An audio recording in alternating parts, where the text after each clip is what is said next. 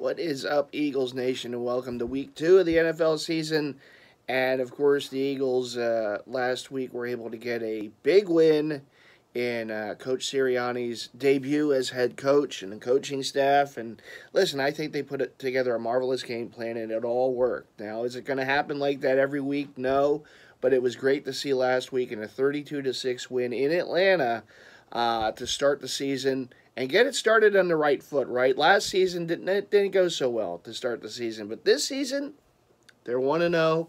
And today, happy home opener, Eagle Nation. Of course, you have for the first time in a few seasons a capacity crowd at Lincoln Financial Field. And I know that the fans are tailgating right now and having a great time and doing the things we couldn't do a season ago, right? So it's great to have that back, and I know that stadium is going to be pumped. The fans are going to be crazy. And, letting out all that emotion that, weren't able to do at the stadium last season, of course, due to COVID. So it's going to be great, and they have a really good opponent coming in, the San Francisco 49ers. Shout out to Rez and all the our Niners Nation in our Jersey Head community, all you Niner fans out there, squeaked by those Detroit Lions last week when it looked like it was going to be an easy victory, and then it got a little crazy there late in the fourth quarter. But the Niners were able to get a win last week too, and I know they have some injuries. And, we're going to see how that plays out today. We'll get to that game in just a second, though. Let's focus again on last week.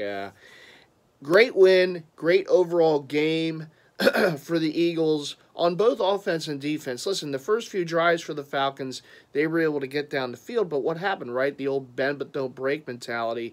The Eagles defense held the Falcons to field goal attempts, right? 2 field goal attempts, whereas the Eagles got the ball in their first drive, went down the field, and hey, how about that rook? Devontae Smith, of course, scores the touchdown. His first NFL reception is a touchdown in the stadium where he got the game-winning touchdown in the national championship game years ago for Alabama. So he certainly knows about that stadium a little bit, has some history there.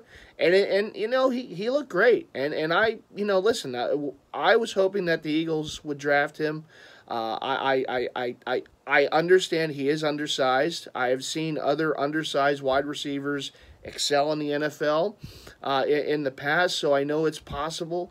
If you have that mentality and you can run those routes to perfection the way he can, you can get yourself open the way he can, and you have a good pair of hands to catch that ball, you're going to have success in this league at the wide receiver position, and he is going to be a terrific wide receiver. Hope he stays healthy, right?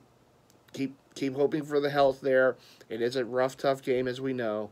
But if that's the case, I see nothing but good things for him in the future, and I think that was a terrific pick for the Eagles. They finally hit on a wide receiver in the draft. It can be done,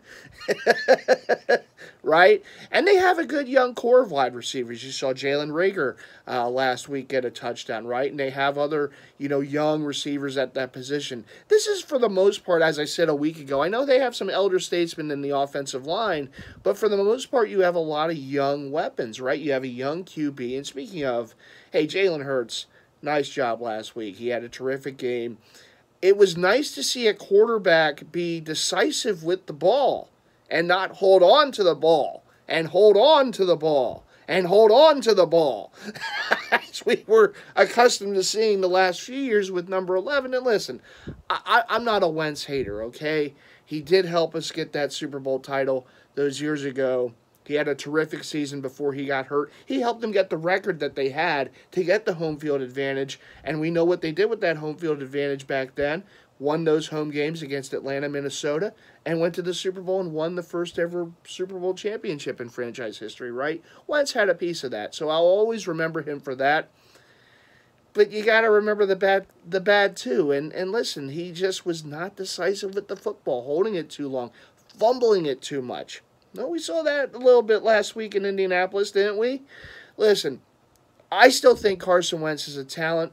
I just don't know if it was going to work here He's in Indy right now. We need him to have a decent season there so we get a first-round pick from them. But regardless, boy, it was nice to see, wasn't it? Jalen Hurts, decisive last week, throwing the ball with conviction, running when he had to run, feeling the pressure when it was there, getting rid of the football when it was time to get rid of the football, throw it away. All the things that we were yelling and pleading with Carson to do last season and the last few seasons, just couldn't do it. Just something like a mental block in his head, right? Jalen Hurts looked phenomenal a week ago. And I believe, and I've said this before, I am glad that they didn't go out and make a big splash at the quarterback position in the offseason, because I wanted to see what we have in this kid. Listen, you took a second-round pick on him, and I know the quarterback factory, right? You're going to draft quarterbacks and then trade him and blah, blah, blah, blah, blah. No, you know what? I want consistency. I want a quarterback-coach combo wombo, okay? I want that. Other teams that have success have had that coach and quarterback combination right there, right, working together from square one and continuing on. We have a chance to have that right now with Nick Sirianni and Jalen Hurts. And I'd love to see this combo of the two, combo wombo, if you will, of the two, work together for a number of years. Because I think Jalen Hurts has that it factor. All right? And I know, listen, small sample size right now. He was only in a few games last year, came in for Carson when Carson was just kept wetting the bed.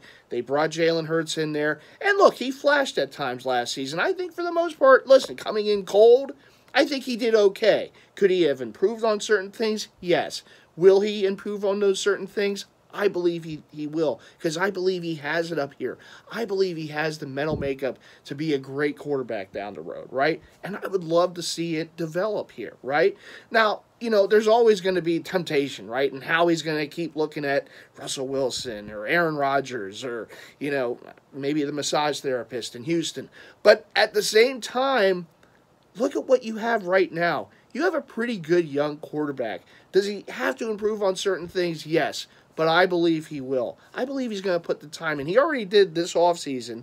He improved on certain things just in this offseason. And I think he will continue to do so. I am fully endorsing Jalen Hurts to be the quarterback of the future for the Philadelphia Eagles. Because I believe he can be, at some point, maybe in a year or two, one of the top 5, 6, 7 quarterbacks in this league. Because I see that it factor in him. In him. I like his story from college. He had to overcome some things. He came into the NFL. Listen, sometimes you do have that chip on the shoulder. And sometimes that chip on the shoulder helps you to be a great player. We've seen that, right? I mean, all you have to, I'm not comparing him to this guy, but all you have to do is look at that number 12 in Tampa Bay. I think he did pretty good with that chip on his shoulder when he came into the league. Listen, if you're either going to have it or you're not. And we've seen quarterbacks on this team that did not, okay? Jalen Hurts, I believe, has it. Still have to see what he does. Again, I'm not expecting, incredible things this season. I want this team to continue to grow and go forward. We'll talk about a division down the road. If it's there to be won and the Eagles are in the race for it, we'll talk about that down the road. But right now, I want to see progression from the quarterback. I want to see this young offense continue to grow. I want to see this young coaching staff continue to grow. I want to see this defense, and by the way, it was nice last week, wasn't it? Seeing a defense that actually, coordinators that made adjustments during the game. No sticks defense on 3rd and 10, right? Adjustments. Understanding what the Falcons are trying to do and adjust to that and win those one-on-one battles because of it, right? We saw that last week. We saw the offense make some adjustments, right? We saw the offense saying, hey, look, this play is working. Let's not go away from it. Let's continue. Okay, let's continue. If it's working, why stop? Let's keep doing it until they stop us. These are the things. Listen, Doug Peterson, this isn't a bash Doug Peterson episode, okay? Like it isn't a bash Carson Wentz episode, okay? Doug Peterson will always have a place at the table. Super Bowl winning head coach. Did a lot of really good things for this franchise. But boy, he was stubborn. Doug Peterson if something was working, he would get away from it. They never had that great balance of run-to-pass ratio. And I understand it's a passing league. We've said this many, many a time. You hear it on NFL Network, you hear it on ESPN, you hear it on Fox, you hear it on CBS. Every channel that broadcasts football, you hear it. It's a passing game. Pass, pass, pass, pass, pass. But you got to have a semblance of a running game to have that total success with an offense, right? The Eagles last week, very good. What did they do in the second half? They ran the ball a little more, right? They controlled the clock. They had a lead. Why come out and throw, and get a 3-and-out and give the ball right back to Atlanta? Even though Atlanta really wasn't moving the ball much in the second half, but still, why tempt it, right? They controlled the clock. They got those runs when they had to run. Listen, this offensive line is a very stout, good offensive line, and hopefully we can get some health from this offensive line this year, right? But what are they really good at? What is one of the strengths of this great offensive line that the Eagles have in front of them, right? Run blocking. Boy, they can run block.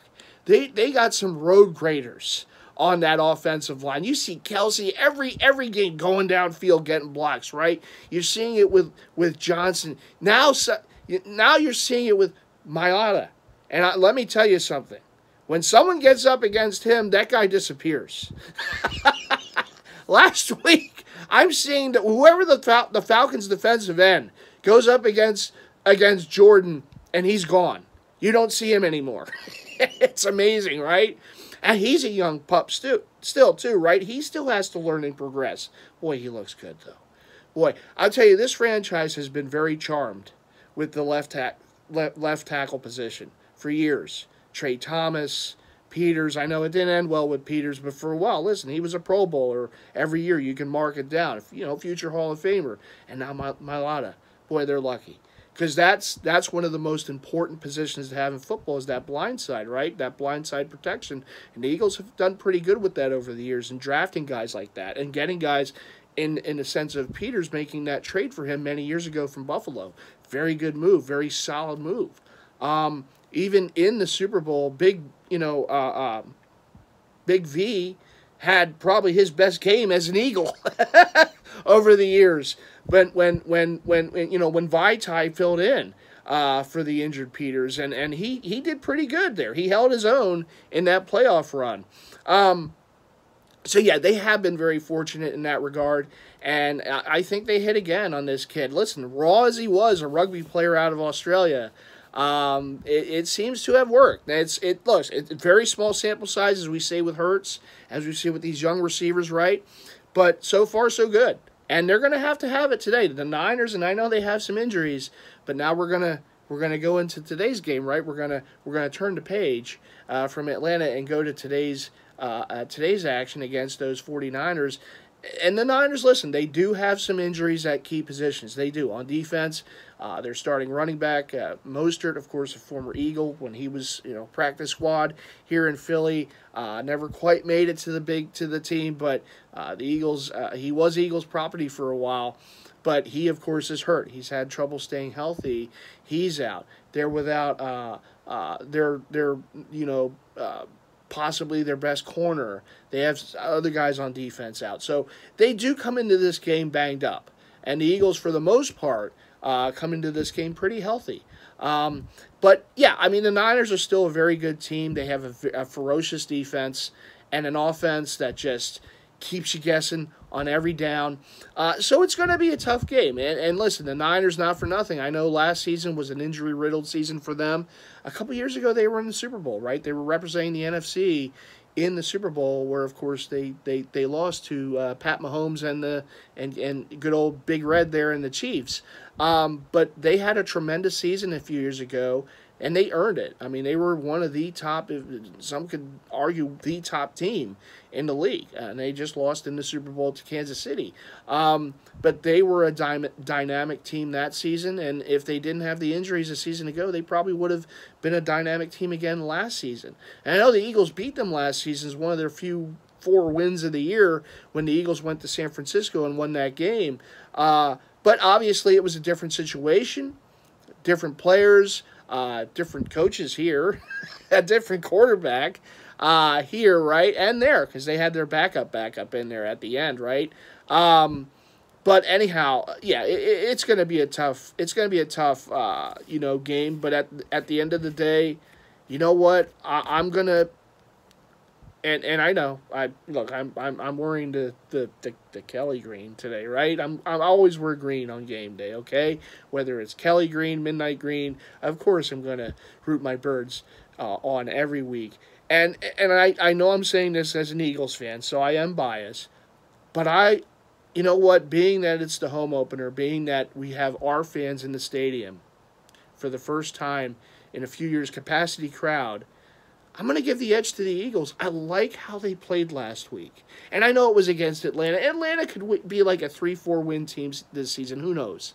They have their own issues, okay? But the fact that the Eagles, it doesn't matter who they played last week. You played them in their stadium, the season opener, their home opener, and I know there was a lot of Eagle fans there taking over. Bow Wow was upset about the flapping of the, of the wings, right? And if you haven't seen that, make sure you see Bow Wow's reaction to the game last week in his limo or wherever he was being driven, I guess, home from the game. He was upset. And he was upset with the Eagle fans taking over. But, hey, the Eagles allowed the Eagle fans to take over, right, with their play. The Eagles looked tremendous last week. I love what they did on defense. The ferocious pass rush that they had, particularly in that second half of the game. They just took over the game. They completely took over that game. Their offense was aggressive. Nick Sirianni pressed all the right buttons for the most part. I thought at one point one of those fourth downs that they went for when they could have had a field goal, at that point it was still a relatively close game. At that point, I'm sitting here looking at the TV saying, take the points, take the points. They didn't get the fourth down conversion. But, at the end of the day, it didn't matter because the Falcons really couldn't get any kind of offense going after those first two drives. Credit, again, the Eagles' defensive coordinator, right? Their system, right? In adjusting during the game, in-game adjustments. We didn't see that with Schwartz over the years, and it was bothersome. Just a little. So it was great to see that last week. But at the same time, like I said, I like the fact that this is the home opener. You're playing a tough team, and the Niners are going to, look, they're going to be there at the end. They're going to be one of the teams competing for that division, for the playoffs, and whatnot, right? But at the same time, it's our home. And these fans are going to be in full throat all game. They are going to be, I believe, the difference maker in this game. The Niners' injuries, I think, are going to show up during this game as well. I like the Eagles in this game. And I know I went into this season, no expectations. I just want to see growth, whatever, blah, blah, blah, wins and losses. But again, I like how they played a week ago. I know it's a different opponent this week. But to me, it didn't matter the opponent. It's what I saw with my eyes watching that game, the adjustments being made. And I know that there'll be adjustments made this week if things are going right or wrong. There'll be adjustments made on the field. And I believe in this offense, and I believe in this defense and the defensive schemes. I believe they can get pressure on Garoppolo, make him make some mistakes. Maybe we get a turnover this week, right? What was I saying last week? Oh, if we win the turnover, well, there was no turnovers for either team besides the fourth down stops for either team, right? Those were the turnovers. But I think the Eagles have a good shot this week, hopefully, to get a couple turnovers off of Jimmy G and get this win. Continue this thing going, continue it rolling, right? These fans are going to be ready. They're ready to watch this product. We're real excited about what we saw a week ago.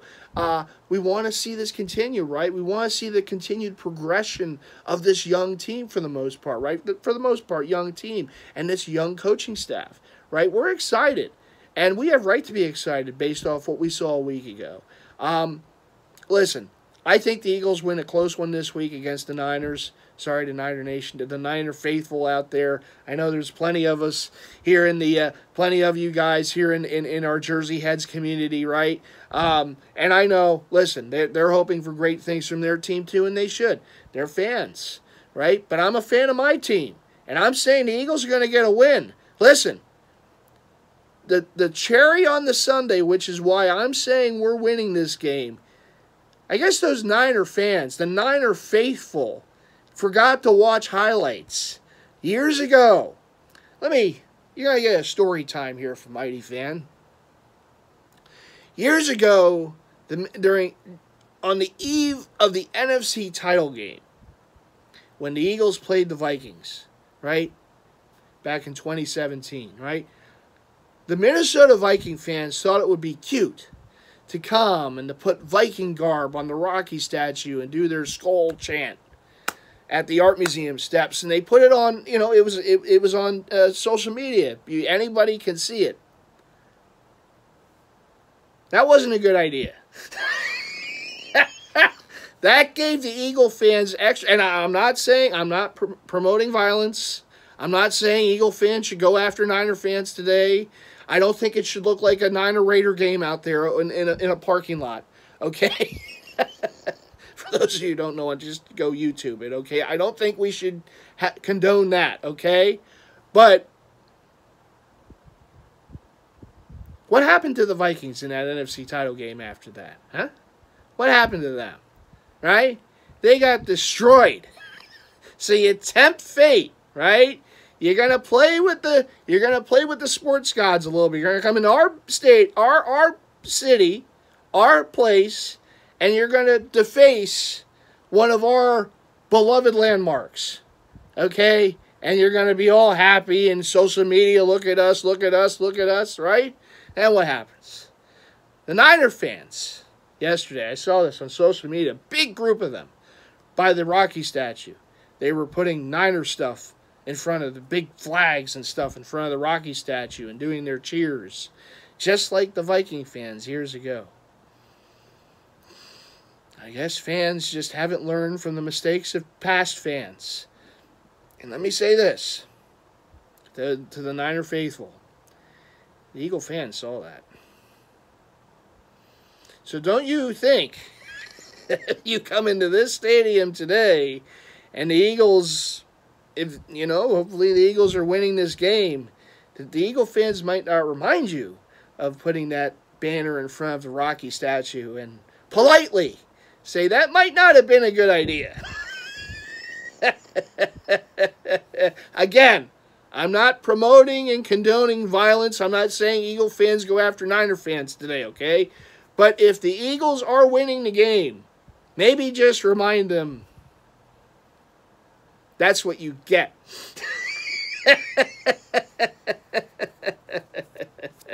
Anyhow, I just wanted to throw that out there. Listen, I'm looking forward to today as always. I love football. I love the NFL season, right?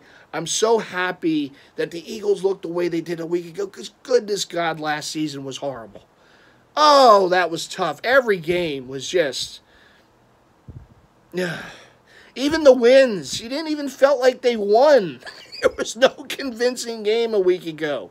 It took them, it was an ugly game against freaking DiNucci. When Dallas came, they had DiNucci, and the Eagles barely won that game. Okay? We couldn't even feel good about being Dallas last season. That's how bad a season it was. So it was a great breath of fresh air to watch what we watched a week ago in a 32-6 dominant win against the Falcons. And we have our home opener today with the Eagle fans in full throat and full force at the link. And I know that they're going to be a difference maker today. I know they're going to be a difference maker today when the team is going well and this fan base is there in doing what they do every week in that stadium. This team is hard to beat. It's hard to beat at home. One of the better home field advantages in the league, again, when all is going well. Right, as we know. Last season didn't have a chance to be in the stadium. So this season, they're there, and I believe the fans will be a difference maker today. Give the Eagles that extra boost, that extra oomph, right, to get that win against the 49ers. I'm sorry, Rez, your Niners are going to be 1-1 after this week. But that's okay. The Niners are still going to be a really good team, and there are players on that team that I worry about for sure. That number 85, he's pretty good. That Kittle, He's pretty good. And the Eagles are going to be seeing a lot of really good tight ends this season for whatever reason, just how the schedule lays out. It's like every week, right? The Kittles, the Gronks, the Waller we're going to see in a few weeks, weeks down the road against the Vegas Raiders, right? You're going to see all these different guys, right? Every week. It's whatever the great tight end is in the league, the Eagles are probably going to play him this season. That's just how the schedule's laid out. But it should be interesting. They did a pretty good job on Pitts last week, and I do think he's going to be good. I think last week, look, his first game, jitters, whatever you want to call it, the Eagles did a pretty good job at covering him too, and that's a tough guy to cover. I'm a Gator fan, so I've watched what he can do in college, and I know how difficult he is to cover. And the Eagles did a pretty good job against him last week. And I do believe he's going to have a fine career with the Falcons going forward. But, yeah, it was nice to see. Yeah, so that was one of those guys I was a little worried about last week. And he turned out to be not much of a worry. So, anyhow, now we have to introduce the Niners to Jalen Hurts and Devontae Smith this week. That's what we have to introduce them to, right? All right. Well, as always, hey, let's hope for a Birds win. I think they're going to win a close game at the Link, with our fans being the difference-making factor in this game, okay? Full house for the first time in a few years. It's exciting. It's great. It's great to have these fans back in the stadium, in all stadiums. It's wonderful, right? Enjoy it. To those who will be at the game, enjoy it, Eagles Nation. Niner faithful, I hope you don't enjoy it, as that means your team will win. But at any rate, we're going to root our Birds on to a victory and to go 2-0 in the Nick Sirianni era, which is pretty nice. I know Doug went 3-0 to start his career with as a head coach, but so Nick is still a couple away from him to start the season. Not that there's any, not that we're putting any pressure on him, but 32-6 last week. Anyhow, before we go, of course, we have the weekly Festive 4. Festive last week, I believe was 2-2, right? Yep. Yeah, Buffalo let Festive down. Tennessee let Festive and me down last week because I'm out now in the Glenn Mack now knockout pool, right? I had the Titans last week, and they, those Cardinals, I tell you, they're tricky. Boy, that was a heck of a performance, though, by the Cardinals. And for those of you knowing in the Views from the Vault fame, of course, Leon, picked the Cardinals to go pretty far this season. So maybe the Leon factor was in that game last week. Who knows? You never know. But this week's Festive 4, hot off the presses. Festive likes New England to rebound after a Week 1 loss to the Dolphins. Dolphins always get the Patriots, right? Every year, at least once. So Mac will be happy that Festive likes New England over the Jets. They have to beat the Jets, right? Mac, they lose to the Jets. Yeah, I know Diddy is all Mac Jonesed up, right? All Mac Jonesed up. They lose to the Jets. Anyhow, the Festive likes New England over the Jets. Also likes those Arizona Cardinals to continue the winning ways. Their home opener against Minnesota today, and Festive likes the Cardinals to go to 2-0 against the Minnesota. Jake, don't blame Festive. Okay, I know Jake's the Viking fan. So if the Vikings go 0-2, it's not Festive's fault. So Arizona over Minnesota. Festive's also going with the low-hanging fruit here with Tampa Bay to beat Atlanta, as inept as Atlanta looked. I know it's a week-to-week deal, but listen, 32-6 against the Eagles, and now you're playing the GOAT. Good luck, Atlanta. So you got Tampa Bay beating Atlanta, and Festive also likes Seattle. And a bit of a tough game here. Seattle, Tennessee. Tennessee, can they go 0-2 to start the season?